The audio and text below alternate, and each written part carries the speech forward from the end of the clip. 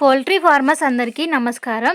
వీడియోలో చూస్తున్న బాయిలర్ చిక్స్‌ని మా పీపీఎఫ్ హ్యాచరీ నుండి 3500 వెంకాప్ 430 బాయిలర్ చిక్స్‌ని కస్టమర్ తీసుకోవడం జరిగింది. ఈ కస్టమర్ బ్రూడింగ్‌ని చాలా బాగా అరేంజ్ చేశారు. బ్రూడింగ్‌ని ఎప్పుడు రౌండ్ షేప్‌లో కానీ, స్క్వేర్ షేప్‌లో కానీ పార్టిషన్ వైస్‌గా అరేంజ్ చేయాలి. ఈ విధంగా చేయడం వల్ల చిక్స్‌లో మంచి గ్రోత్ వస్తుంది. ముఖ్యమైన విషయం ఏంటి అంటే బ్రూడింగ్‌ని ఎప్పుడు లిమిట్ స్పేస్‌లోనే అరేంజ్ చేయాలి. ఎక్కువ స్పేస్‌లో బ్రూడింగ్ చేస్తే చిక్స్ బ్రూడింగ్ మొత్తం తిరిగి వీక్ అవుతాయి. కాబట్టి లిమిట్ స్పేస్‌లోనే బ్రూడింగ్ చేయడం వల్ల మంచి గ్రోత్ వస్తుంది. వీడియోలో గమనించినట్లయితే ఈ కస్టమర్ పేపర్ పైన ఫీడ్ వేశారు.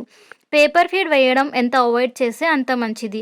ఎందుకంటే పేపర్ ఫీడ్ వేయడం వల్ల చిక్స్‌లో వ్యాధులు వచ్చి మొర్టాలిటీ అయ్యే అవకాశాలు ఉంటాయి.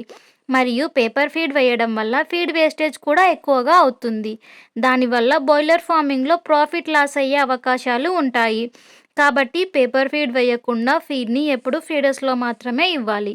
పౌల్ట్రీ ఫార్మర్స్‌కి ఎవరికైనా వెంకాప్ 430 బాయిలర్ చిక్స్ కావాలి అంటే వెంటనే మా పీపీఎఫ్ హ్యాచరీని సంప్రదించండి. మా దగ్గర healthy and quality Vencobb 430 broiler chicks అవైలబుల్‌గా ఉన్నాయి. మా దగ్గర ఈ చిక్స్ అండ్ బర్డ్స్‌కి సంబంధించిన feed and medicines and vaccines కూడా అవైలబుల్ ఉంటాయి. పౌల్ట్రీ ఫార్మింగ్‌కి సంబంధించిన ఎలాంటి రిక్వైర్మెంట్ ఉన్నా మా పీపీఎఫ్ హ్యాచరీని సంప్రదించవచ్చు.